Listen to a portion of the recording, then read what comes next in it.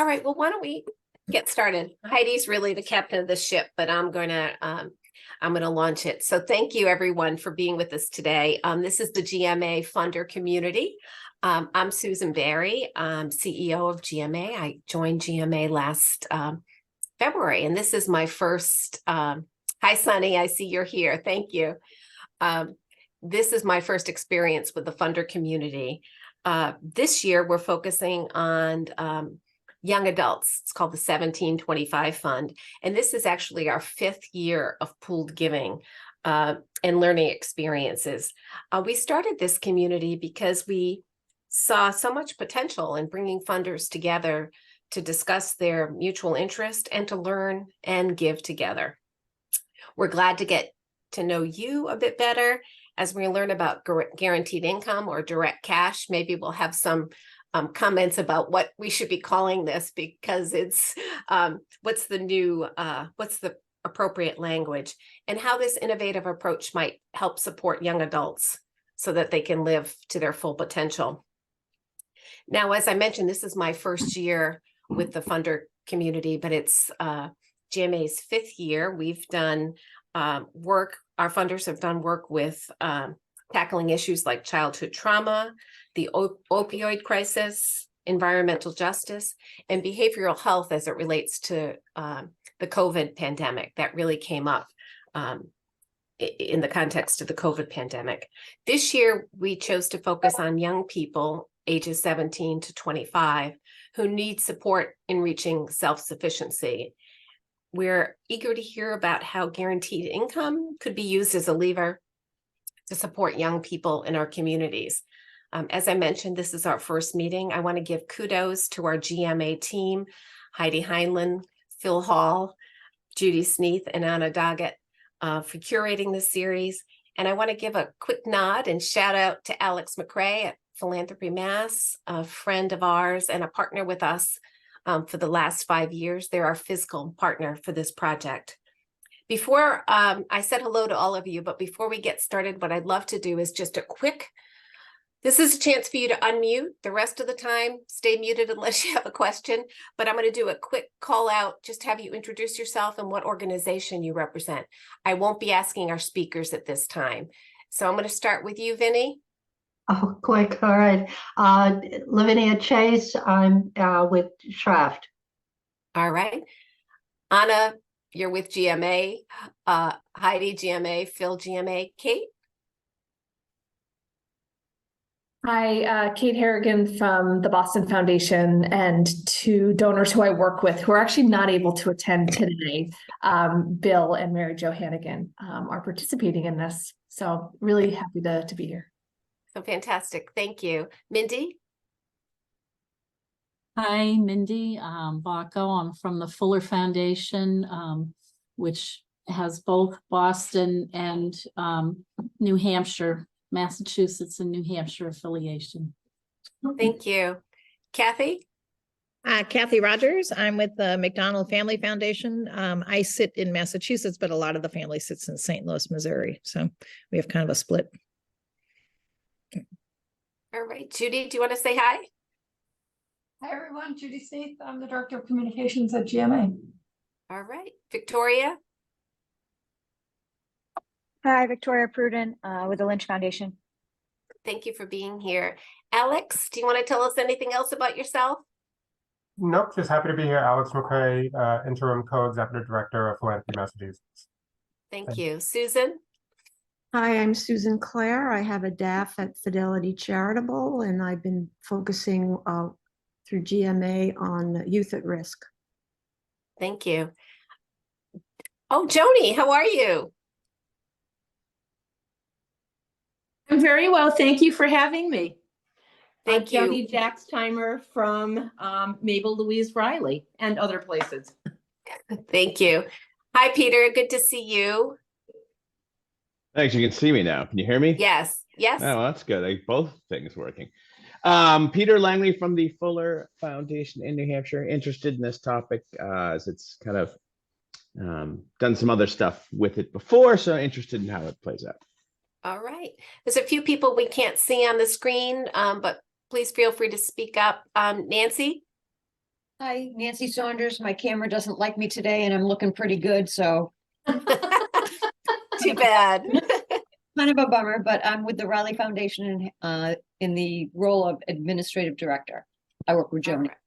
All right. Sunny, we can't see you, and I saw a note that your microphone wasn't working. So hopefully, is that still true? All right. My guess is, I don't know your affiliation, Sunny. I'm sorry. Just drop it in the chat, and it's the Charles Hayden Foundation. The Hayden Foundation. Thanks so much, Anna. And Lydia is, can you say hello, Lydia? Yes, definitely. Hi, everyone. I'm working in finance of GMA, just interested to listen about this topic while I'm doing work. All right, thank you. I think that's the whole crowd. Have I missed anyone? All right, well, my job is done. I get to listen and learn as well as all of you. And I'm going to turn it over to our moderator, Heidi Heinlein, who's going to really launch this experience. Thank you. Hey, well, welcome everyone. We're very, very excited to have you here. My name is Heidi Heinlein. I'm a senior program officer at GMA and the coordinator of the 1725 Fund. Thank you for joining us. Our hope for participating funders is that you will be energized by these conversations and will learn more about guaranteed income and young adults, but also build a network among you, your peers. Dozens of cities across the country are piloting guaranteed income programs and finding a reduction in poverty, in income inequality, and an increase in financial security. So we're very excited to be talking about this subject today. Today is the first of 3 information sessions. We will hear from some amazing speakers who are experts in the field. We hope this is going to be an informal conversation and that you will be encouraged and feel comfortable asking questions throughout. We only ask that you be mindful of speaking with respect to our collective differences and our genuine desire to learn. Anna will be sending you periodic emails with details about the upcoming sessions. We use Constant Contact, which doesn't work well for everyone, but if you are not getting our emails, please let us know. And it is now my great pleasure to introduce Matt Aronson. Matt has focused his career on preventing and ending youth and young adult homelessness. He is the founder of a private consulting firm and the chair of Bay Cash, a direct cash transfer plus program, which you will hear more about shortly. Matt was one of the first calls that we made when we were delving into this issue, and he was instantly a friend and a great resource. I am awed, and you will probably be as well, by his dedication to helping reduce homelessness. Matt will introduce you to the 2 other guest speakers as we go. And Matt, it's all yours. Thank you, Heidi. Really privileged and honored to be here. Also that I have 2 amazing folks who agreed to join me. You'll get to meet Dr. Matt Morton and Steve Coffer, who have amazing careers and perspectives to add. What we're going to try to do today is use Bay Cash as a platform to walk through the impact that something like, we will use the term direct cash transfer or guaranteed income, can have on specific populations, vulnerable populations in need. So what I'm going to try to do for you in the first 20 minutes or so is sort of lay the groundwork of that context. What is Bay Cash? What is, why are we focusing on youth and homelessness? Why do we think direct cash transfers are a good fit? And then dive a little bit into the weeds of what the program will actually look like and where we are. I'm then going to hand it off to Dr. Morton, my good friend Matt, who is really the architect behind a lot of the work that informed Bay Cash and has been a great advisor and partner, but has deep experience with direct cash transfers all around the world, to give us some of that expertise and allow you really to dig in to some of the concepts, the themes, and important value that this can add to all of our fields. And finally, Steve is going to add some business perspective. Steve, who has been extraordinarily successful entrepreneur and business person and philanthropist. So talk from his perspective on the value he sees in this intervention model, why Bay Cash specifically, and what his experience, both from a business perspective and from a philanthropic perspective, makes something like this interesting and really important to support the fund. I'm going to start off by using some slides for whatever reason, if the slides aren't useful, I'm also happy just to talk to you all. The other caveat I will give is I'm in the middle of battling bronchitis. If I start to cough uncontrollably, I may do this or signal to my friend Matt Morton, who's known me for 15 years now, and he may be able to just pick up where I'm going. So apologies in advance. I'm going to try my best because I was so excited to be here. So without further ado, I'm going to start sharing my screen, and hopefully everybody can see that. Just a quick thumbs up. Beautiful. All right. So as I mentioned today, we're going to talk about Baycash. And the quick overview of what is Baycash, what I'd like you to keep in mind if you forget everything else today. So we use this philosophy that's really serves as kind of a guiding principle for us, that if you trust young people, and almost all guaranteed income or direct cash transfer programs center trust. So it's really key. So in our sense, trusting young people with lived experience, that they know their experience, they know their needs, and have expertise in what they're going through better than any of us, even if we've worked in the field for a long time. And that if we lead through innovation, because doing what we're doing now will not get us to our goals, is a formula to getting on the path to ending, in this case, youth and young adult homelessness. So trust young people, lead through innovation, and end youth homelessness is sort of how we center ourselves in a project like this. Another thing I want to ground you in is Baycash and many guaranteed income projects around the country are not actually another nonprofit organization. And particularly in Massachusetts, I'm sure all of you know, we have a lot of nonprofit organizations sprouting up every day. We have designed this as a collaborative initiative where we have an abundance of the who's who of folks in youth and young homelessness, the providers, the advocates, et cetera, particularly in the greater Boston area, designed to prove a model, to gain momentum for, to bring in partnerships, to educate folks around so that the existing nonprofits who are great can continue this work, so that the state that has a vehicle for funding this and supporting this can do what they do well. And lastly, and most specifically for now, I will dive into the weeds.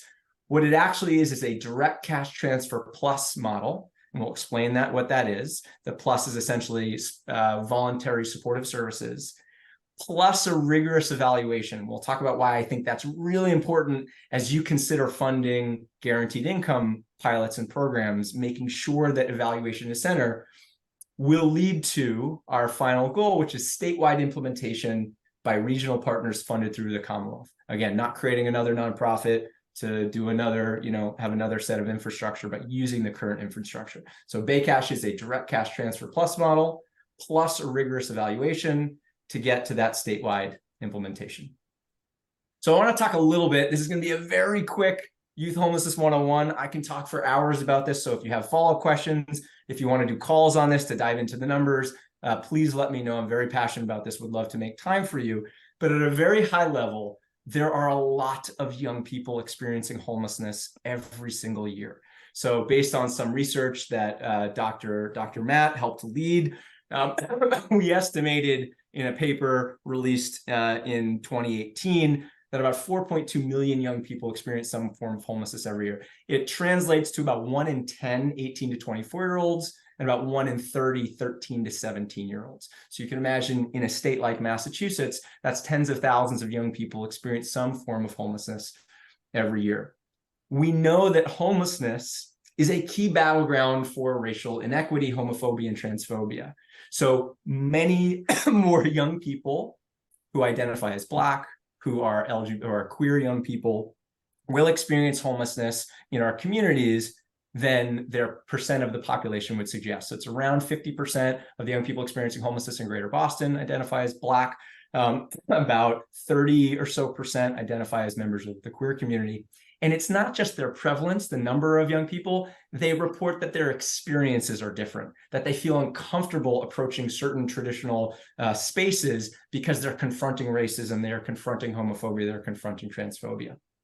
And the final thing that I wanted to highlight for you is the intersection between other systems and vulnerable populations that we care so much about, and in particular, the foster care system and what we traditionally think of as the juvenile justice system and the adult corrections systems.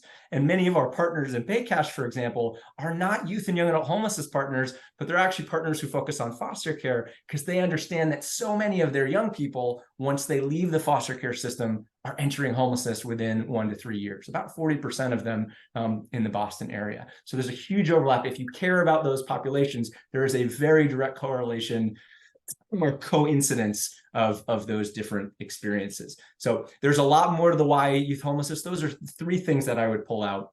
And on the resource side, we know that the traditional shelter system does not work for most of our young people.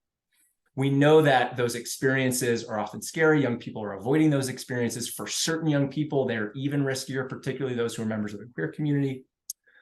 We know that our existing resources beyond shelter are underfunded and often overly restricted. So an example of that is a young person who shows up and needs car payments or needs something very specific without which they would experience homelessness, but the provider that's there only has a voucher or only has, food to offer or clothing, and their hands are tied to meet that young person's specific needs. And when I do research and focus groups with providers, this is a major point of frustration. Not only do they not have enough, they don't have the right kind of things to meet young people's needs. And the last is that even our best resources, so for example, rapid rehousing, which is a form of what we call permanent housing in our field, often takes very long to deploy. So even in Boston, which is much better, more efficient than most other major cities, it still takes 3 to 6 months from the moment when you are told you are eligible for a voucher and then the time you actually get into an apartment. And we know from some research that Matt Morton actually co-authored that matters, that every day you're waiting in limbo for that resource significantly increases the likelihood that you will continue to experience homelessness in the future, every single day. So 3 things about resources that are really important for us to think about. So very quickly, I know there are a lot of words on this slide. Matt will actually talk a little bit more about some of the language 101 here, but I wanted to let you know when I say direct cash transfer, what the heck am I talking about? And there is a lot of overlap between the term direct cash transfer, guaranteed income, basic income, universal basic income. What I'm talking about for our program is an unconditional cash transfer. So these are cash transfers where we are not dictating how you can spend the funds. We are relying on you to know and to direct those funds towards your needs. They're ongoing transfers. So we're not talking about, sometimes you hear about barrier buster programs where at the front door say, oh, instead of using our shelter, what if we gave you $500 or $1,000 to take care of your needs? Would that be enough to prevent you from coming into shelter? We're talking about an ongoing transfer. So in our case, 2 years of regular monthly cash payments, actually by twice monthly. And we were actually talking about a cash plus model. So this I mentioned before, where it's not just the plus, not just the cash, services, but also supportive services that are voluntary, but that in our case, young people have asked for. And I'll talk a little bit more about what those services are in the Baycash model. So unconditional cash transfers, they're ongoing. So they're over a period of time at regular intervals. And the Cash Plus, there are voluntary services that you're already signed up for as soon as you're part of the project. All right, so we talked about why homelessness, why cash transfers. So on the one hand, we know this is not only innovative for the United States, but is an emerging best practice. Matt will talk more about all the research that he has designed and led around the world. This is a very well-researched intervention model all around the world with lots and lots and lots of success. So we're confident in it. And it addresses 5 of our key challenges in youth and young homelessness. It's equity-centered, right? So this will allow young people who are receiving the supports, and we're being very deliberate in how we design our recruitment strategy so that racism, homophobia, and transphobia is not present in the recruitment process, but then allows them to use those funds through their own channels and maybe circumvent the traditional channels of supports and services where that racism, homophobia, or transphobia may be present or may be presenting. It's youth powered, right? This trust youth component. right? We know that young people, as a person who's been in this field for a long time, know better than I do about how to best meet their needs. And this allows them to direct those supports. Again, with that plus supports, there's peer navigation and other things we'll talk about. It allows us to trust young people, to allow them to leverage their knowledge of their own needs and their communities and their resources. It's evidence informed. Not only do we have an international evidence base, which is robust, we also have sister pilots, some who have been implementing for about a year, New York City. Matt will talk a little bit about the Trust Youth Initiative, and we've learned a ton from them. We've learned a ton. I know someone's on here from New Hampshire, from colleagues in Manchester, New Hampshire, who ran a small pilot. So the evidence is growing. We feel very confident in the intervention model. It's fast and responsive. So unlike rapid rehousing, which even in the best cities takes 3 to 6 months, a young person can implement and use their cash right away. So they don't have to wait and risk the increased incidence of homelessness over time. Every day they're waiting for their apartment, waiting for their unit. And finally, it's efficient cost per person. So we already know we're not spending enough on youth and young adult homelessness.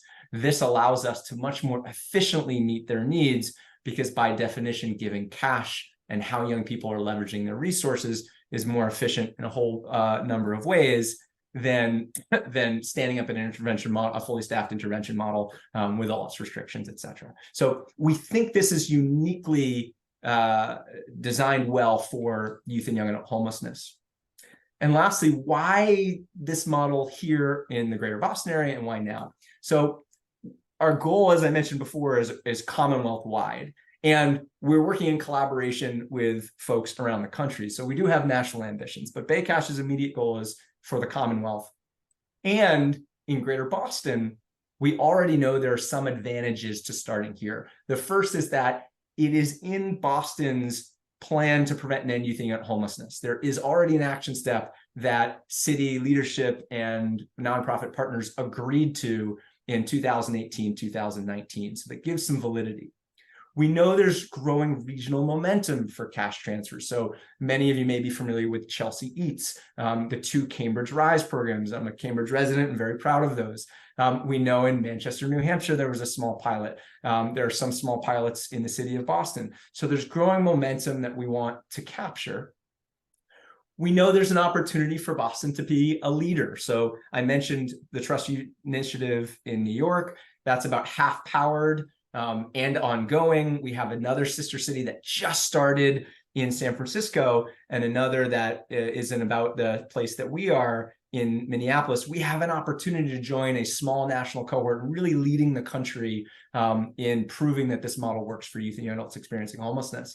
And the last is really the effects and the long tail lasting effects of COVID-19. There were so many young people and families who were really pushed to the edge during COVID-19. And we see incidences of homelessness as kind of a lagging effect and consequence of major disruptions as families go through all of the bridges that they can before having to experience homelessness, going through different families, asking for favors, taking out loans, doing what they can to not experience homelessness. And we've already started to see this in communities as folks who were struggling end up crossing that final bridge and have nowhere else to go. So what is Baycash?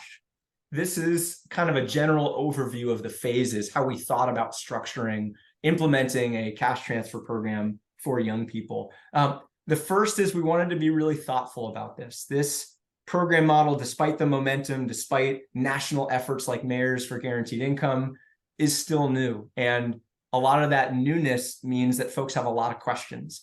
We also wanted to make sure we got it right because we had questions. So we spent about 2 years in what we called the readiness phase, primarily to answer key design questions to make sure it was right size for Boston. Previous work had been done in New York City in their readiness phase. We didn't just want a carbon copy of New York. We wanted it close so that they can be sister intervention models. We can share some data, but we wanted to make sure that it was right for the Boston area. We also used that opportunity to educate partners, to bring on partners. We have a core team, essentially our board, that's made up now of about 20 local organizations and agencies and a few national partners, as well as bringing on folks who maybe aren't on our core team, but who will need down the road. So state legislators, local councils, et cetera. And that culminated in a readiness report that we produced after a series of focus groups with a lot of young people, interviews with local experts,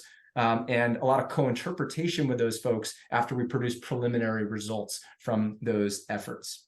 We're right now in the pre-implementation phase, so we've got a few final design details to complete, including finalizing a recruitment strategy, a request for proposals to identify our plus model supportive service partners. And we're doing a lot of fundraising because these things cost a lot of money to do right. And finally, a pilot, which will be 60 young people in the pilot using a random control trial methodology, so an additional 60 in a control group, and to evaluate that over the course of at least 3 years, so an intervention of 2 years and 2.5 years, but continuing the evaluation beyond that to make sure we understand what happens once the cash stops. The readiness recommendations really allowed us to do 4 things. So number one, it really helped us validate the model. As we were sharing the information, we wanted to hold that if people weren't really excited about it, if people didn't think it was the right thing for Boston, we were going to respect what the community was telling us. And really the opposite happened. Folks are really excited about it, from our young people experiencing homelessness who are very excited about the model, to providers, to advocacy organizations, and city and state leaders. We also worked with them to identify what should eligibility criteria be, and got very clear responses. So it really helped us target for the pilot, who should we be focused on? How should we think about recruitment? And how do we acknowledge some of the risks that are involved, like protecting folks' benefits, right? So benefits counseling is a really key part of this, and making sure we work with the department, with DTA and other state departments to protect young people who are receiving benefits who may want to participate in a program like Baycash. The importance of the plus services came across in a number of different ways. So that was really validating, both as something that young people really wanted, and making our allies and partners feel really confident and comfortable in the model where they saw potential risk in young people receiving a lot of cash and not having supports.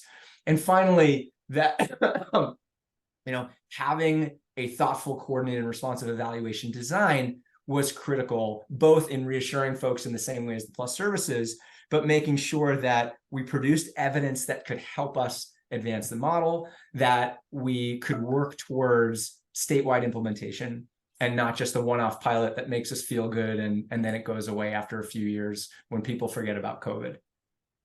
The pilot is specifically targeted towards 18 to 24-year-olds in the greater Boston area experiencing homelessness. There are a lot of reasons, if you have questions, why 18 to 24, mostly are legal issues and how we're going to assess for outcomes in the housing market that it makes sense to target 18 to 24-year-olds.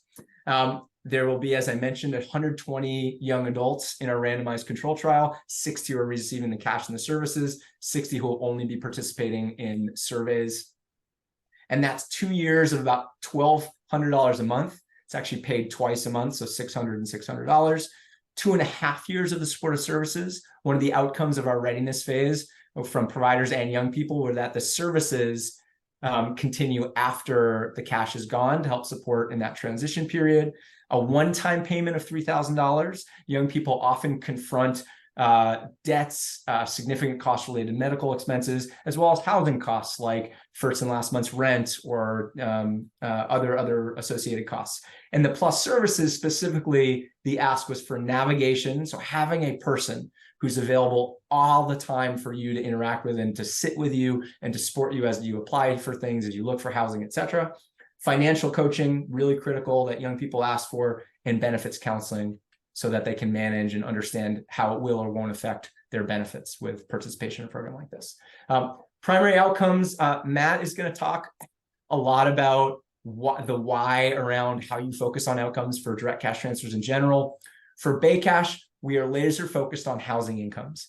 It is how we designed the pilot, so the amount of money for young people was designed around the average cost that young people might incur through housing. as well as our goal in preventing and ending youth and young homelessness. We're also guided by many of our experts, many of our allies and partners, that if you narrow the range of outcomes, it actually really helps as you're telling your story, and it helps as you are trying to focus this as an intervention model that other folks can adopt on the challenge or the problem that they're focused on. So as we think about the state's focus on homelessness, the state's focus on housing, the work that DHCD does, having a primary outcome around housing is really critical. We will also be collecting data on all sorts of other secondary and important secondary outcomes. So basic needs, including food, education, and employment, and a lot of health and well-being statistics, as we think that it'll have a significant and important impact on those outcomes as well. I mentioned a little bit about our team structure. The core partners really are the foundation of this work, and the core partners' job is to help us make all of the critical program design decisions. I don't want to make, as the chair, all the decisions on my own. Our project team doesn't want to do that. We make the small day-to-day decisions, but we want to lean on the community and community accountability to make any major design changes and allow them to provide significant oversight as we move forward in the project. We do have a day-to-day team that I get to sit on, which is great. We have a full-time project director that we hired over the summer, and we're going to hire a project associate as well. And we're going to advertise that among young people with lived experience, which we're really excited about. Chapin Hall at the University of Chicago is our national evaluation partner. The Series Institute at Boston University, one of the most impressive researchers, Jonathan Zaff, who's really values aligned, is leading up our local evaluation work we're so excited about. And then Up Together is our cash transfer pilot. They've been leading a lot of the other direct cash transfer guaranteed income work in the area and are nationally very well respected. And then the Y2Y network, if you're familiar with their shelter, their innovative youth shelter in Harvard Square, they were one of our earliest supporters, and they act as our fiscal sponsor. Lastly, just a note about funding and where do we go from here. During that readiness phase, we thought we needed about 60 grand. People decided they wanted to give us more, so we raised about $92,000 from the state and United Way and some foundations, which was wonderful. And then for pre-implementation and pilot, we've raised around $1 million, which we're really excited about. And all told, the 3 years plus with the evaluation is going to cost us about $6 million. And so we've got a long way to go. Steve and Lisa have been most generous and the most important for a lot of reasons, funder, both in size, but really also as a catalyst to help additional fundraise has been really transformational, as well as the Riley Foundation folks who are here. We love you. Thank you guys so much, Joni and Nancy. And recent donations from Wagner Foundation, Cambridge Community Foundation, the new Commonwealth Fund, the Aronson Family Foundation. I am not just the chair. I also wanted to put my money where my mouth was. And the Executive Office of Health and Human Services has continued on an annual basis to fund us through their discretionary funding. There's some work ahead for us. We got a lot of fundraising to do. We've got a few of those program elements that I discussed. So finishing the recruitment strategy, the request for proposals, some benefits mapping, which we're really excited about. And we're doing a lot of work with our state legislators and city councils to make sure that they are up to speed and ready for hopefully next year in the next budget cycle to add a budget line item for Bay Cash, which we're excited about and full steam ahead. So before I pass it off to Matt, that was a lot of information very quickly. I wanted to give space because I think you're going to love what Matt has to say and just his deep knowledge about all things direct cash transfers. Clarifying questions before we move on to some of that background work. And just go ahead, Phil. So I have just a couple of questions, which Please, Kathy. If it's too in-depth at this point, we can talk offline. So with the plus services, I heard maybe that it's a single person that they're assigned sort of a mentor, or is an array of services? So they will have an assigned navigator. So they will have a person that's going to help them, that's available daily to help them with housing navigation, to help them with navigating other systems and supports, but also to sit with them when they're just dealing with stuff.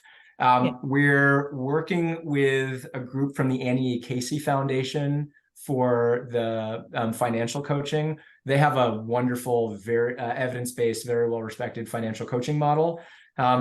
It is possible that the navigators, we haven't gone through the RFP process yet, so it's possible we will get an application that builds that in so that the navigator will be delivering the service, or that they will have an additional staff person who delivers that service.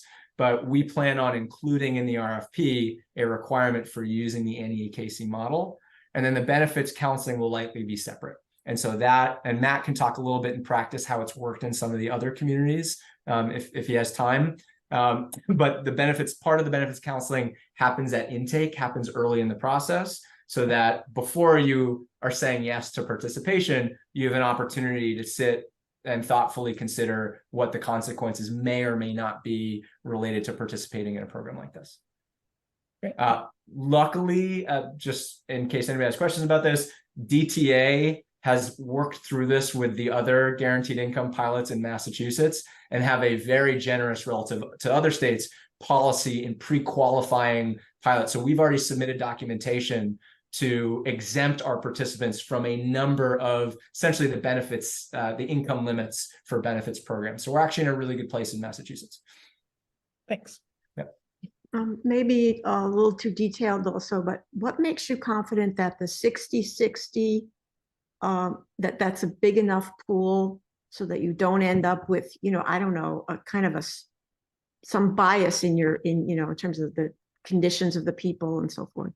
I'm so glad Dr. Morton is here. Okay. On a question like that, I don't call you Maddie anymore, Matt. Because Matt can talk about it. So they did, the short version is based on the assumptions for the model in New York City, that was essentially the nice to have that would make us, that we believe that gets us a confidence interval of having 60 and 60. Matt's much smarter than I am when it comes to these sorts of things. So I kind of say, well, I trust him. As we've worked with our partners at Chapin Hall, some of Matt's former colleagues, there is a suggestion that even with a 45 and 45, we might have the power we feel comfortable with. It also, in some respects, will limit what we can answer, right? So we won't have a sample size big enough to be able to tell you, I don't think, unless for some reason we got really lucky, to be able to tell you, compare direct cash transfers to specific other intervention models in the Boston area. We believe we will be able to confidently tell you cash transfers versus whatever you might get in the system. So a comparison to rapid rehousing, a comparison to permanent supportive housing is very likely beyond the scope of what we'll be able to speak to. And that would require either an additional arm or a much larger pool. We may, in the national scale combination of data across sites, be able to say something more deeply about specific kinds of individuals with specific backgrounds, parents versus individuals, between different intervention experiences. It's possible in the national evidence base we can say something like that. Matt, do you want to say, I already said more than I was expecting. Do you want to say 2 words about it or speak to it later? It's a great question. So the dirty secret in quantitative research is often that, power calculations are a little bit more of an art than a science, because if you knew exactly what your sample size would need to be, it means you already know how effective the intervention would be, and you wouldn't have to do the evaluation. But there's a limited amount of literature that we could rely on. And one of those is a large randomized control trial in Canada of a rental assistance program with wraparound supports that was provided to young adults and older adults experiencing homelessness. But they fortunately did a subgroup analysis with the young adults. And it's the closest thing that we could find to a study that mirrored what we were trying to do with Trust Youth and the different sites. And they used an outcome that we used as our primary outcome, which is reducing the number of days of experiencing homelessness over a year, and they use a gold standard measure for that, which is the same one we wanted to use. And because a randomized trial is an efficient design, and that's a measure that's pretty efficient, because it's not just binary. Did somebody experience any homelessness over a year or none? it actually captures a range, and with nuance. So you could look at the number of days of housing instability over a time period, and they found a 36% reduction in overall housing instability experiences among young adults compared to the control group. And if we see a comparable level of effect with our group, then something in the range of 90 to 110, 120 would be statistically adequate to show that level of effect size. And the nice thing about this kind of cash transfer for 2 years at $1,200 plus a $3,000 payment plus supportive services, that's a big swing intervention. So we're not talking about a nudge intervention. We're not talking about a light touch. We would expect a reasonably good effect size, and so far we've kept 80 to 85% of the sample in these studies throughout the data collection. We've had really good processes to do that. That being said, this is where it's the art. If things are different, if our effect sizes are much smaller than we expect, then or if there's a lot more variation, or it's harder to keep up with people, then that sample size becomes less adequate. And if you want to ask questions like, did certain subpopulations, did African American young people experience more, better or worse outcomes than Latinx young people in the sample, for example? We just wouldn't be powered to do that. But there was a reality check of, already these are relatively expensive pilots and studies, which we think are well worth the return on investment if we're influencing millions or billions of dollars in current housing assistance and shelter funding. But nonetheless, it takes a lot to raise those dollars in each site. So we had to, we couldn't go for the pie in the sky sample size. We had to go for the one that the evidence suggests is minimally adequate. So that's where we landed in these sites. And if all 3 or 4 sites are reasonably similar, as Matt said, we've got the opportunity to pool those results and get more power by looking at things like context and subgroups.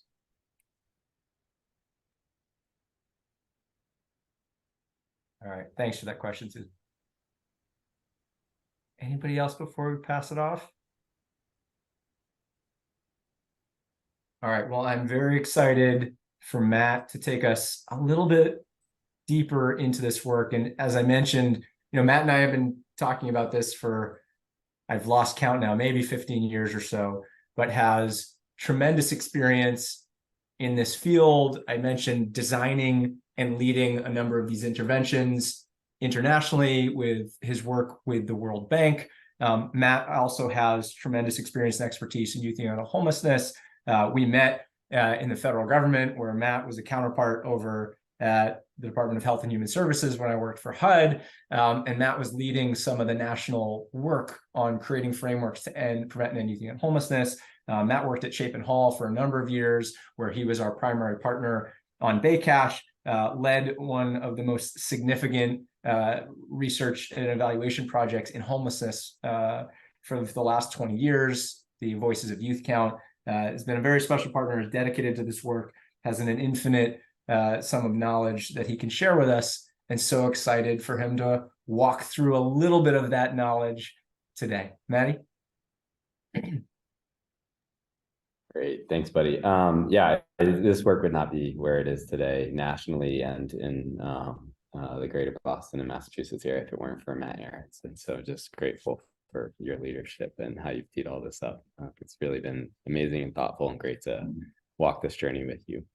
Okay, so I'm going to try to hold myself accountable to this set of bullets that are in front of you today. I'll kind of start off where I'll probably end, which is, the biggest point I want to impart is that direct cash transfers, which are that's the language I'll start with, is an extremely flexible, fungible instrument by design. That's really what's elegant about direct cash transfers. It's and one of the things that I'll kind of start to frame up is that there are a lot of different terms. There's a lot of different vocabulary that we hear around direct cash transfers. I start with direct cash transfers because direct cash transfers refers to, I used to call it the tool, but I think it's more of like the modality or the material of the intervention. So think of it as you've made a choice to to build a road to get from where you are today, which is a certain problem state with a certain population in a certain context, to get to where you want to go, an outcome. And you chose a road. You didn't choose an airplane. You didn't choose a helicopter or train. So, which would be like a housing voucher or a different type of program that involves, more staffing or programming. Instead, you've chosen this path. You've chosen to build a road to get to the outcome that you want. But you have lots of different decisions around how you build that road. You've got your material, which is the direct cash transfer, which simply means you're providing money directly to people. You're not funding it to hire staff to do to implement programming for people. You're not providing it in the form of a gift card.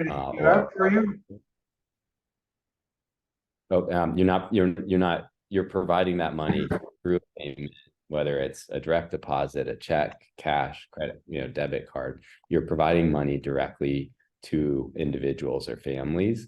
And that's what makes it a direct cash transfer. It's really quite simple. But then there are a lot of choices around how we use a cash transfer. So each of the terms that we tend to hear a lot implies a certain level of choice. So if you're trying to use that cash transfer for, let's say, people who are experiencing a one-off shock, maybe it's people who are in the middle or working class and a hurricane has just hit their community, they've lost their home, they're not experiencing chronic poverty and instability, but right now they've experienced a major shock that could send them there if it's not for the right support at the right time. So a government or a community might decide to provide one-time cash transfers to families to help them rebuild their home, to get their life back on track. And then they're fine because they just had that one-off shock. In other cases, you're working with people who are experiencing chronic instability, economic trauma, shocks. They're living lives of poverty. They're up against systemic racism and injustice and economic turmoil every single day.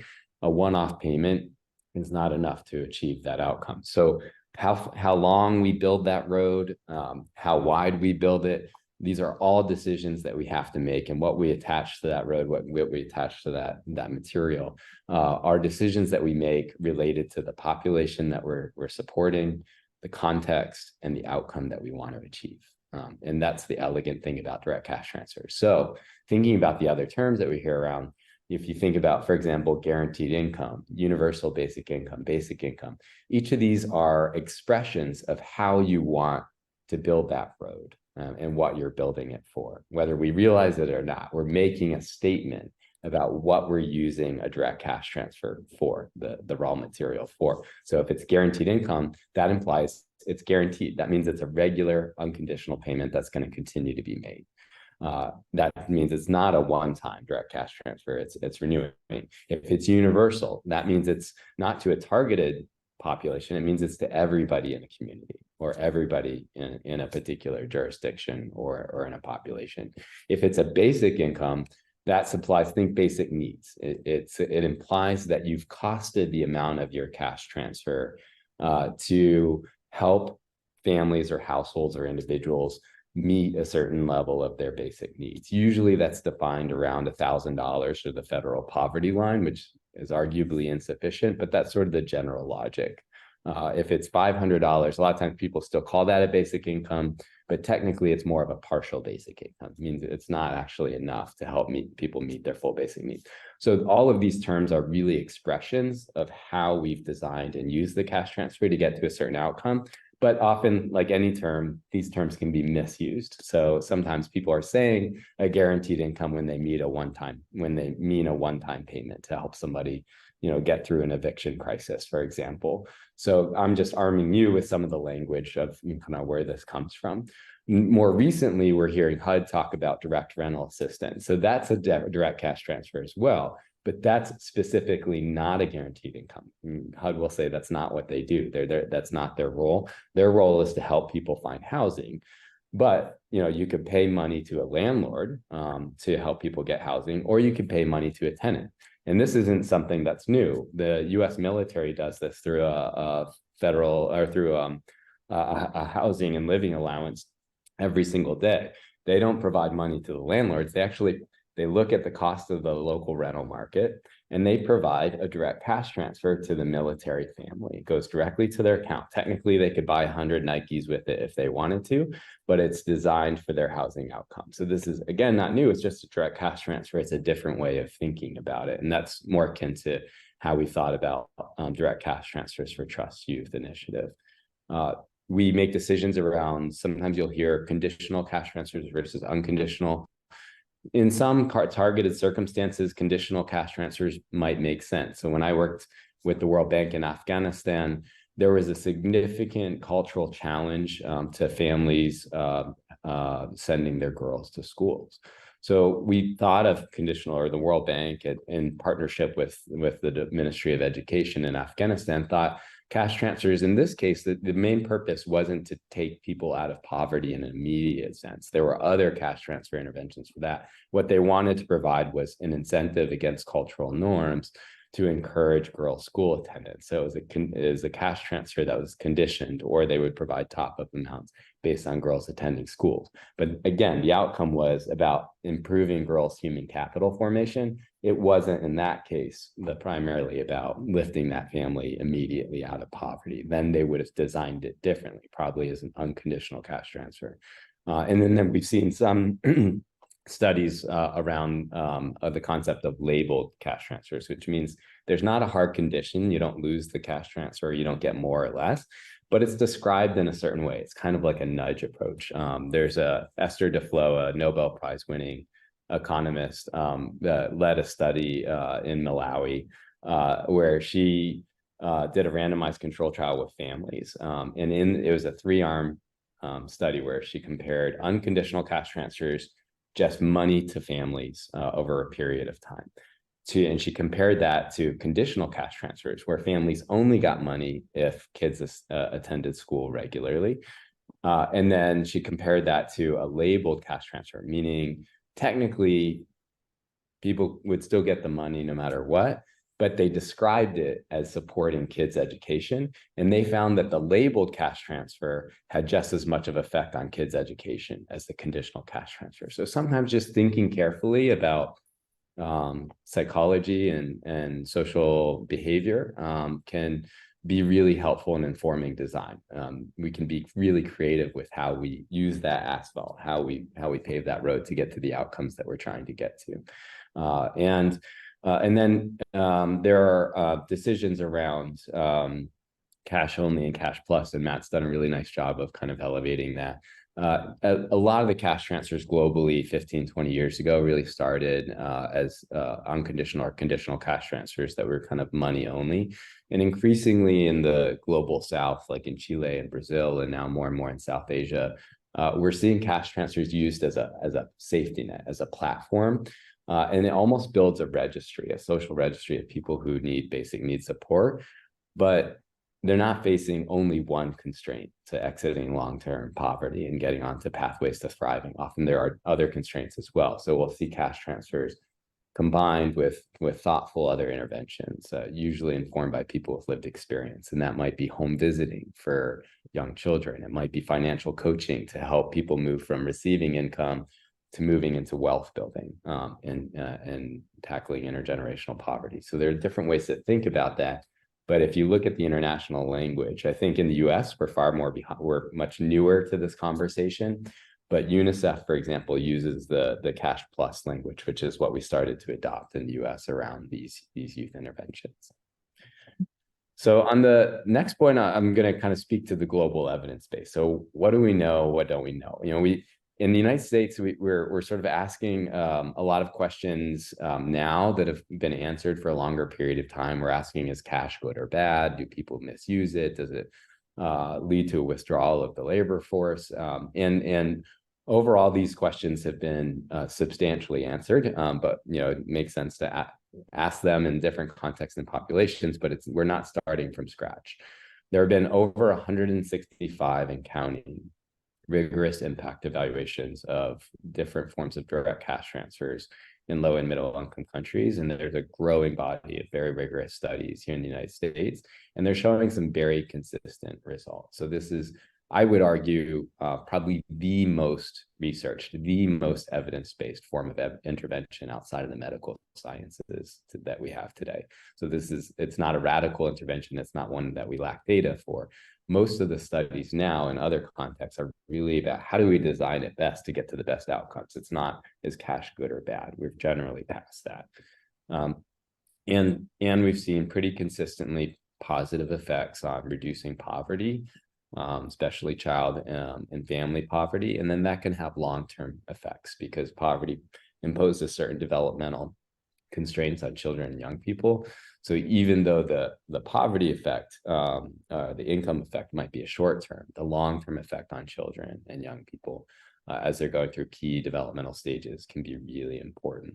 We're also seeing increasingly a broader range of positive outcomes that weren't included in the first studies, for example, on mental health, nutrition, dietary diversity, education, and more on people's choices and sense of agency, which makes a lot of sense.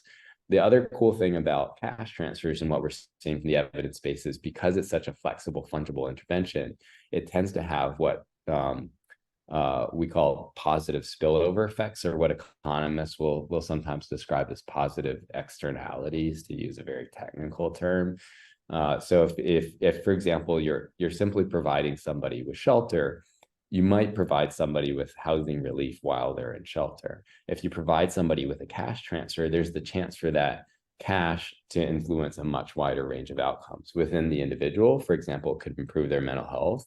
With women exposed to gender-based violence and domestic violence in the US and internationally, we saw a reduction in their exposure to domestic violence. That was never an initial a goal of most of these cash transfer programs, but it increased women's intra-household bargaining power because many of these cash transfers were going directly to mothers, to women.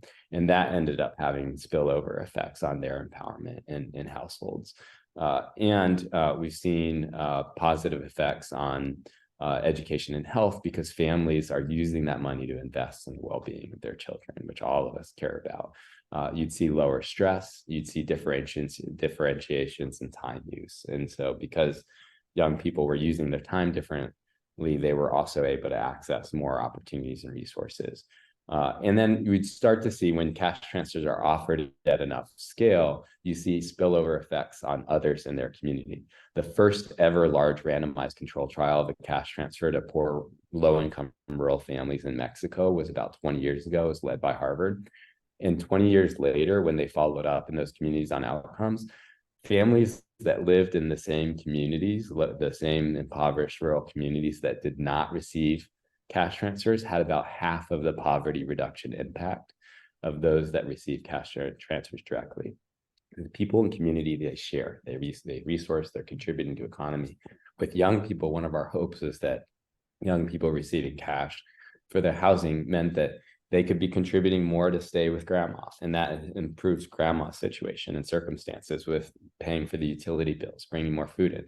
They might find a friend or another young person who's likely also to be Black and brown or trans, queer identifying, who's also struggling to find housing on their own.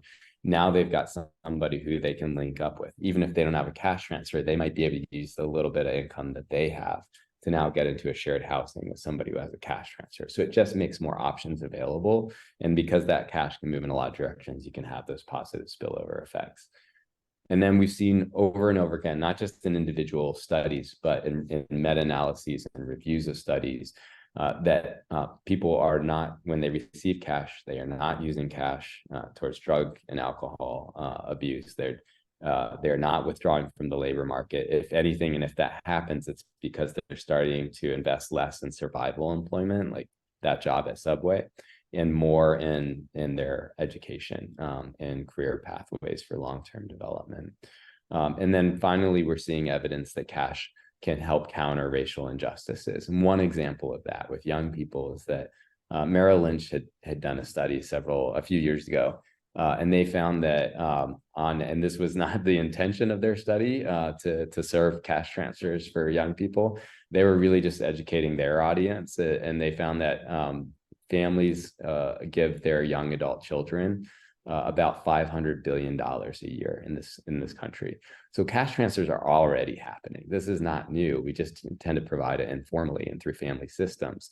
And that's a level of resource that young people experiencing homelessness, young people who've been in foster care simply don't have access to.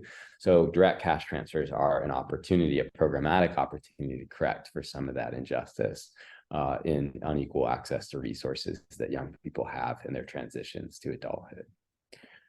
Now, I'll skip most of the sort of general principles because I think Matt had handled that really well, but I'll sort of operationalize them a little bit in some of these issues of duration and design.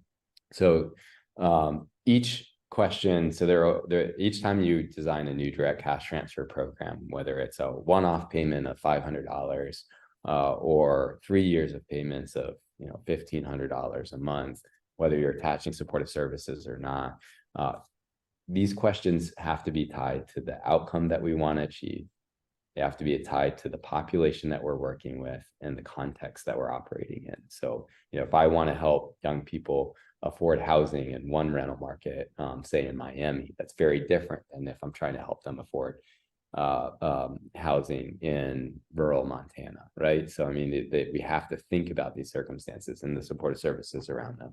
So the key design questions you usually have to think about with reference to those are the outcomes that you want to achieve, the short and the long-term outcomes. You have to think about the duration and the frequency of the cash transfer amount, the level of the amount, whether you want to attach supportive services to those, and then the modality of the payment. So we ended up choosing Up Together because they provided young people with different options for how they would receive payment, and that allowed us to meet different young people where they're at. But in certain circumstances, it might make more sense to invest in working with credit unions and getting young people accounts set up, and it might take longer to set up, but it might help if your goal is more about wealth building and getting young people access to institutions, and you're working in a rural area where young people don't have smartphones or access to technology, then an Up Together platform might not be, as viable as another one where you're building infrastructure for financial inclusion with something like a credit union or a local bank. So, those are all choices that really tie into the outcome. So trust Matt, you. I'm so sorry to interrupt, Matt. We are running almost 10 minutes over. So if you could wrap up in the next minute or two, that would be awesome. Sorry. No problem. Yeah, so Matt described Trust Youth. All I'll say on this one is that this is kind of a cool case because this project is an example of a cash transfer program that was totally designed by and for young people with lived experience. And so now it's part of a multi-site study that thrilled that Massachusetts is part of. And there's the opportunity for this work, even, through the investments in research to influence public systems dollars. So in New York City, there are $2 billion in shelter money that's spent that they'd like to repurpose around better outcomes. Federally, there's $30 billion of rental assistance that the federal government spends. And all of these are sets of resources that these government agencies are interested in repurposing with better evidence. So that's the sort of North Star for where we're headed. Thank you. Sorry for going over. That's right. So I have heard Matt say some of the same things several times, and I learn something every time I hear him speak. And so let us know. We'll try to get you more time with Matt as you have follow-up questions. But thank you. That was wonderful. I'm really excited for Steve to finish us out here. I mentioned how incredibly successful Steve has been. Many of you may know him from TripAdvisor as the co-founder and longtime executive. Steve has also been a part of many other, as board member, as advisors to many other startups, has a new one that he's leading called Give Freely, which is really exciting, and also has that deep experience of thinking not only like a philanthropist, which is great, but really a comprehensive problem solver. So I love the problem solving lens that he's brought to the work that we're doing, and he's been an inspiration. So Steve, if you could give us some of your perspective. I know how efficient you like to be, so I'm very confident you will keep it in time. Yeah, so thanks very much, Matt, and to both of you for those excellent overviews. I come at it from a philanthropist, business exec, looking at homelessness in general and say, oh my God, this just looks like a a massive problem. It's certainly throughout the US. What do you do about it? And became convinced pretty early on that like trying to solve in general over the long term homelessness after someone's already fallen into that situation is, we're spending a lot on it now as a government, and the problem's getting worse, not better. So look, you need to build new housing. That's just perfectly clear to everyone who looks at the situation, and do what you can to prevent people from falling into homelessness. That's the root cause that, at least I believe, where you can make a meaningful impact. And so whether it's that, the 3,000 one time, or that steady cash flow to help people fix their car, or emergency Uber ride to get to work, to keep the job so that they can keep in the housing that they're on, that all seem to make a ton of sense, because once you fall into homelessness, the odds of getting out is so much harder. So root cause, getting in. Root cause, from my perspective, how do you prevent people from dropping in? When I looked around, there's bits and pieces of evidence. I was already convinced that cash flow or the direct payment was the way to go. As part of being on the board of the TripAdvisor Foundation, we gave cash grants to refugees when they were coming from Syria. Helps the local economy, no middleman involved. The receiving refugees get to spend it where they need it the most. And as First Matt had talked about a while, it's difficult in our current system with all the earmarks for the dollars, the vouchers. And so direct cash is just the way to go, at least from the research I've done. So in order to dramatically change, from my view, how one might try to address homelessness across the country, you need the handful of pilot projects that have gone in with direct cash, the evidence that these work, and then frankly, the financial comparison to how much it's going to cost to scale this direct cash problem to how much the government is already spending, trying and failing by and large to address homelessness. And there you have the ability to shift what's literally billions of dollars across the country into this cause. Because I don't think any amount of individual philanthropic donations are going to address the problem. This is a government-led issue. They're spending a ton of money, but I think the entrepreneurial spirit in me and the Matts and this whole project is to get those proof points so that we can go back to the state, to the local, to the state, and eventually the federal government, pointing out how this, if it works, is in fact a better way. And I love trying to prove out things like this that have a lot of science behind them. As was said, as close as you can come to a randomized controlled study, to actually just prove it out and then let it scale.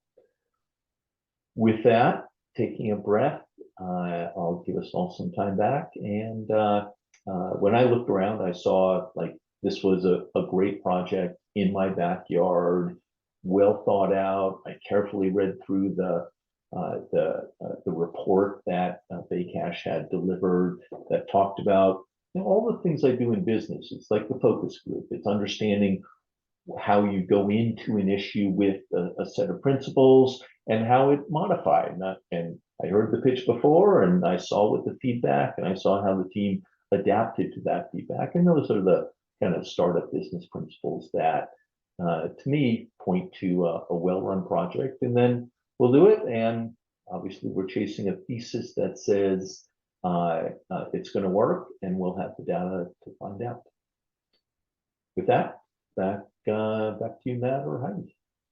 Thank you so much, Steve. Heidi, I think I'm letting you take it from here.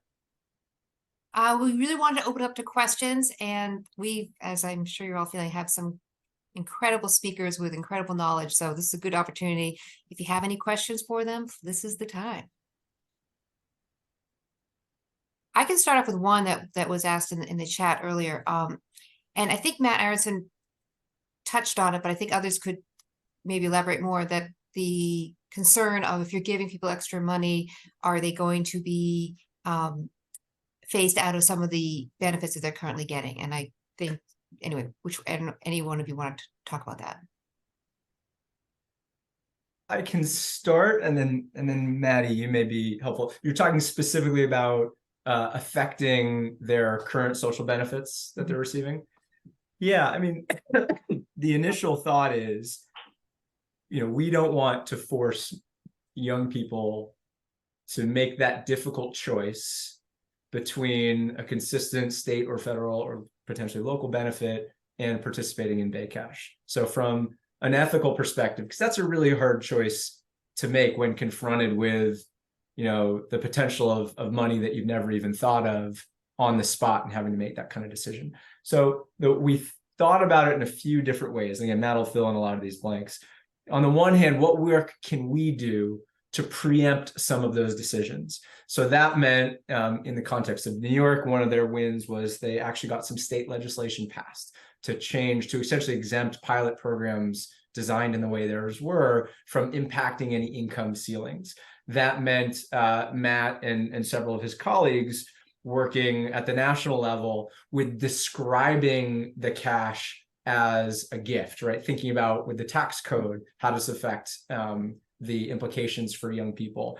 It meant us identifying and being very realistic with some of the benefits programs, SSI, SSDI, so the Social Security incomes that are really challenging to get around, hard to get exempt from, and then hard to get back on. Even if there was a reason, if the decision was to leave, it's really hard to get back on some of those programs. So we've done a lot of work at each state, and each state is very different. There are a lot of those restrictions are controlled at the state. Some of them aren't, which is what makes SSI, SSDI really difficult. Thankfully, in Massachusetts, we had the opportunity to follow many other pilots. So I mentioned how DTA has already created a broad exemption for the things that they control. It's very interesting how they wrote it out. It's for cash transfer programs that have a certain amount of private investment. So in the documentation that we submitted to DTA, it couldn't, and I don't know, I haven't looked back at the reasoning behind, or the processing behind this decision making, but we had to show evidence about the amount of private funding that we have in our initiative to qualify for the exemption for folks who participate.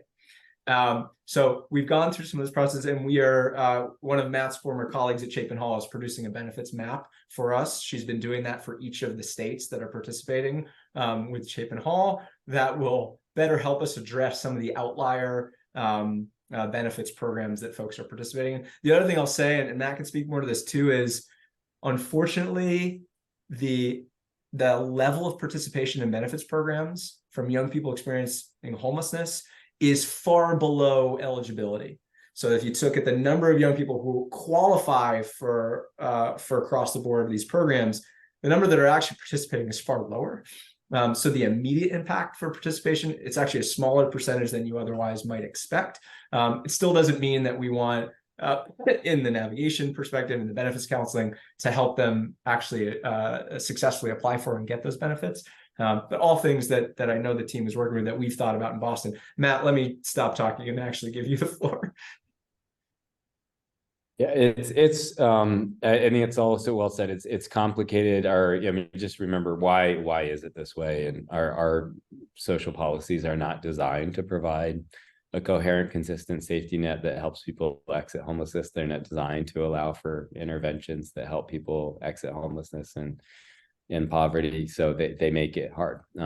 And so it really does take statutory changes over time to make this a better system. So let's not just forget the big picture there, that they're designed to be complicated. They're designed to be difficult and siloed. So that being said, each context is different. The best reference I could send you to is this resource that we spent a year investing in. We brought the best minds we could think of on different public benefits, on post-secondary education, financial aid, on tax obligations to the table to help us think through these issues. So I'd look at that. There are 3 different ways to think about public assistance benefits and taxes. Well, one is clarifying. So for example, a lot of times financial aid actually isn't affected by cash transfers in truth, but a lot of financial aid counselors don't know that, and there are a lot of misunderstandings. So sometimes we could just clarify or ask the government to provide clarification or letters on how things are or are not affected. Same thing about gifts. A lot of people thought if if people were provided unconditional cash transfers, they'd have to report it in their taxes. They don't, and that just took some clarification. Second option is policy. Sometime in New York, we actually got the state legislature and the governor to pass legislation that specifically cited the Trust Youth pilot that disregarded the income from affecting certain public benefits, or you can make local regulatory changes that are or waivers for specific projects. And then sometimes you're stuck with tough issues, so you make programmatic changes, and that can include benefits counseling, making sure that people have the best information available. And sometimes you might have to steer people away. And the Social Security or disability is a good example of that. If that's just such a large and ongoing benefit that for some, it's a very small minority of young people who would be affected. But for some young people, they might make an informed decision not to participate in a cash transfer pilot because the risks outweigh the benefits too much, and that's okay. So you need those programmatic solutions in place. So clarification, policy, programmatic solutions, and look at each in each context. Kind of a follow-up question to that. Is this design, I mean, long term, is the vision that someday this model might replace like traditional programs or act as a supplement? And if you're replacing, how do you suss out the effectiveness of your program when they're receiving other benefits that might be impacting that quote unquote success rate? I would say it's a little bit of both. So in some cases, if cash transfers are working more effectively than, for example, housing vouchers to landlords, or than existing shelter housing models at helping people exit homelessness and housing that they choose and prefer, then it should replace over time those programs. Not overnight, but over time, if it's a more effective and efficient intervention that meets young people's needs, absolutely should replace some of those programs. Or for maybe not for every youth, you know, if you've got a young person with co-occurring disorders and significant treatment needs, they might really need permanent supportive housing. But for a lot of young people right now, I think cash transfers would be a very effective tool, and it's not available to them. In other cases, and this is why I think Cash Plus is so important, there are a lot of programmatic solutions that could complement the effects of cash transfers for long-term effects. There are financial coaching programs, life skills programs, career development and employment skills training. People still need those resources. People, young people who are growing up with wealthier backgrounds, they don't just have access to money, they have access to knowledge and guidance and support and wealth building pathways, and they've got access to great education. So there are some additional constraints if we take the long view in mind that I think are really important.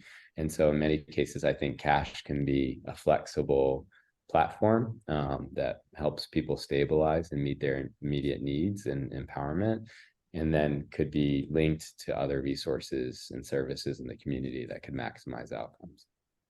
Thank you. Alex, do you want to share your question? You put in the chat, but it's a good one. I think everyone might want to hear it. Sure, it's around awareness, essentially. So lots of learnings here for me, just both personally and professionally. And so just wondering if there's a communications or awareness campaign or plan so that around language and around the impact of DCT and the history of it, both locally and globally. So that's fundamentally the question, like who, right, like we're all part of this conversation and learning from all of you today.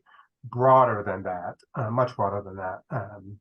Is there such a plan? So, and I see you've responded right to my specific question, but there's a little background for it. Like I have wanted something a little bit better for a long time. We actually resisted with Baycash and investing in all of our own infrastructure for a while, and eventually we were kind of sick of waiting, so we just created our own website. We did a ton of FAQs. It's currently being held, I think the two most prominent, I'll say, are on the Mayors for Guaranteed Income side. They do a lot of promotion. Mayor Stubbs is amazing, and they've produced a video that a film that some of us got to preview in Cambridge last month, which was fabulous. And it's extraordinarily educational. On the youth and homelessness side, a partner of ours, Point Source Youth, has certainly been the most prolific, producing a ton of videos, talking about it at every conference they can. It's if I'm assuming here, Point, this is the first time you hearing their name. I think outside of our field, there isn't much traction. Mayors for Guaranteed Income probably extends further outside of our field. But I would actually like to see a better, more cohesive space. You know, initially when we dreamed of what ours would be, and there's a lot of complicated reasons how this did or didn't happen. You know, it's all Trust Youth, and then there's a Trust Youth Boston page and Trust Youth New York and a Trust Youth San Francisco, and it's really cohesive. Doesn't exist yet. So currently on the Boston side, we've decided to, you know, we needed to go to create something that didn't exist yet. We think what we did is beautiful. We're really proud of it. And I think it's still a little fragmented in the space. And I think one of the consequences of that is I'm not sure how well it permeates beyond the youth and young homelessness field, the homelessness space, and the housing space. Thank you. Thanks for that. We have just a few more minutes. If there's a burning question, I know Kathy, you had a question. Do you want to ask it publicly so that everyone can hear it? It was just a question about the 2-year duration, and is that sort of best practice, or is that your Boston specific? And then I know you talked about older pilots. You know, what if people found post pilot? The short start is, so we did include that as one of our readiness questions. Essentially, when we did the readiness phase, we asked 3 series of questions. The first was, we're pretty confident in this. This is part of the model. So this was validation. Should we do it at all or not? We had a series of questions that we're pretty sure this is where we'll come out. These seem like a really good idea, but we're willing to adjust if possible. And then when we had a series of questions like, we have no idea what the right answer is for Boston. We're assuming it's way different than New York City. And we stuck true to responding and crafting based on what folks told us. And the 2 years is something that came from New York. The slight difference is we plan on doing the services for 2.5 years instead of just 2 years. From my perspective, Matt, you may think of this as different. The youth homelessness field and the homelessness field in general has moved their theory from a year, 18 months to 24 months over time. The thought is that at the very least, that is what's needed. A lot of youth homelessness providers who have been doing transitional living for a long time, which was traditionally either an 18-month or a 2-year program, think that that's barely enough. So we set that as the field has moved towards 24 months, thinks that this is at least necessary. And I think that came through from our focus groups. There were some folks who think it's not enough time, particularly if there's bias here as you get an 18-year-old and they think, oh, but now you're only 20. And in truth, a 21-year-old who's now 23, maybe less well equipped than a mature 18-year-old. But it was kind of it started with this is where the field is or will accept, as opposed to from our work. We think this is a strong evidence base that 2 years is the amount of time. We were just pretty confident that if it was less, it would not be enough. And we thought that from a fundraising perspective, that we could make that work. 2.5 years was to address the concern that if you cut off both the services and the cash at the same time, it would build anxiety that young people might not be able to successfully navigate that transition. Thank you. I want to truly thank our speakers. We are very, very appreciative, and I think everyone here agrees that I feel blessed to have gotten to hear all this information that you shared. So thank you very, very much. Our next session is December 6th. It's on the economics of all this, and one of the speakers is someone that Matt mentioned is Jessica Ridge from Up Together. So we'll be continuing along that road, and everybody is welcome, including the speakers, to join us.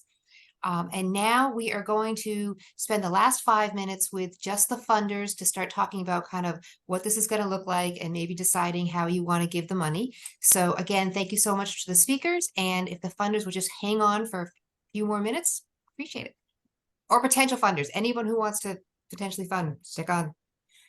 Okay. A quick question. Was this recorded, this session? It was, yes. Okay, and good. Heidi, I'll send the slides to you as soon as we're done. And please, if anybody, this is a volunteer part of my work, even though the rest of my work is also in youth and homelessness. I will move things around to meet with any of you if you want to hear more about it, if you have colleagues that do, really passionate about this. So thank you so much for listening to us. Thank you. Thank you, Matt. Yeah. Appreciate it. Are you ready to go? Okay. So we only have a few minutes, but we wanted a chance because part of the joy of this is a network that we can build of people who are interested in the same thing, learning about the same thing, and maybe trying to do something about this problem. So really want to be sure that each session has time for this group to talk, and we'll have more time in the future sessions. So the end of next session, we'll have time to talk. The third session, we're going to put away more time to talk. And during that time, we will be coming up with a few organizations that you are interested in possibly receiving these funds.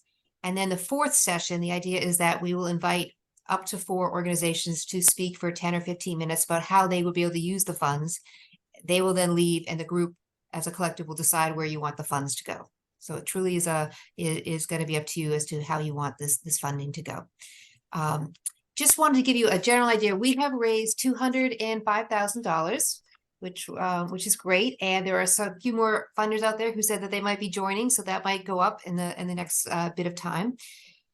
Going on that number, we would be distributing a little bit over $160,000, and just to start, for you to start thinking about, how do you want to perhaps give money to something like Baycash, a program that's already existing, or do you want to give money to an organization that hasn't done this but is working with youth, maybe providing some of the services he already talked about? They're already providing economic help or various help, and they could then implement a program like this. So that's sort of the things to start thinking about. It's all up in the air. It's all up to what this group wants to do. I'm just going to give you one more bit of information and then open it up for discussion. And that is just to think about. So this is really very fluid. If we were to give $125 a month to some youths, and for this purposes, just before we did this, I put down 18 months because Jessica Ridge from Up Together was really suggesting 18 months. I thought Matt gave a good argument for 2 years, but whatever the time frame, just for the discussion purpose right now, if you did $125 a month for 18 months, that's $2,250 a youth. So that's basically with the money we have reaching 66 youth, either through one organization or maybe through 2 organizations, each doing around 30 youth. So in thinking of the organizations, you want an organization that works with a smaller number or can work with a smaller number of youth. Or you give to something like Baycash, and that doesn't really, you're just giving them the money and they do all that kind of stuff. But that's just to give you a very vague idea. Any questions, comments, enthusiasm, how this is going to work? I thought he mentioned somewhere that Baycash wasn't an actual, is it an actual 501c3? No, it isn't. And Yeah. they're working through one of their partner groups, which is called Y2Y. I think it's in Harvard Square. It's a youth homelessness program. So they have an agent or something? That's how we would give them money, through an agent or something like that? That's right. So, okay. Yeah, this is Baycash is a big budget thing, and we have a very small amount of money to spend. We love Baycash and the Riley Foundation here, love them enough to fund them. I don't know if this will be the way to fund Baycash, but it's anything is on the table here. So can I ask, this may be too much of a basic question, but is that money, that 1,200 that's given monthly, is that specifically aimed for housing, or is that a general, just general whatever needs? Okay. Whatever, it's specifically going to be towards youth ages 18 to 25, but it's for whatever they need. And it will kind of depend on the organization that we choose. I'm going to just give you an example of one, and this is just to get this kind of in your mind, is the Wiley Network. I'm not sure if you've heard of it, and some of you I know fund it. I know Fuller just funded it. I'm not sure if Joni, you guys have funded it, but this is just an example of how. So they are a program that helps young adults who exit out of the foster system get through college, and they provide the equipment you need to start college for your dorm room, but most importantly, they provide a way to house individuals who are in college when the college shuts down, because they otherwise would have no place to go. And they're a resource for them for the whole 4 years. And they do provide economic counseling for the people. And the funny part of the story is I was talking to the chair of the board about, could you ever do something with this? How would it work for you? And she'd never heard of any of these terms, but they give their participants $150 a month, every month for the 4 years they're in the program, to spend with as they want. I'm like, well, that's guaranteed income. You're already doing it. And so for them, they have, I don't know, about 18 individuals who graduate every year, and the program then ends.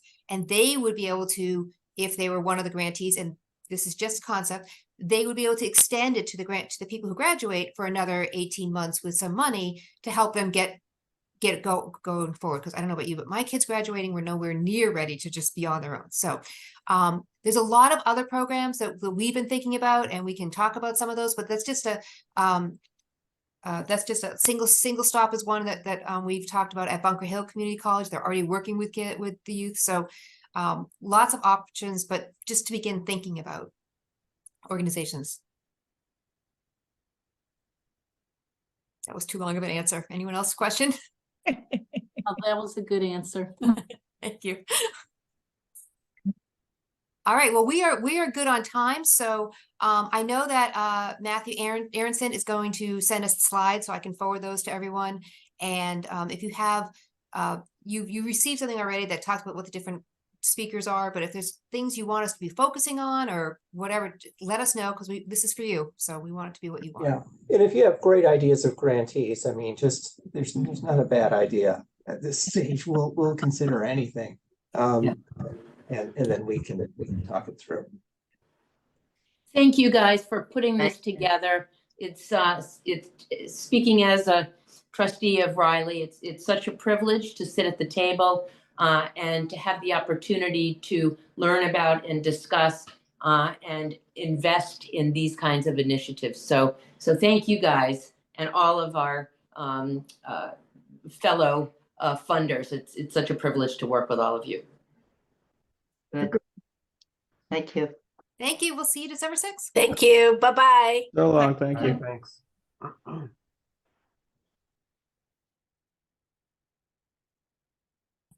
So, Is this still being recorded?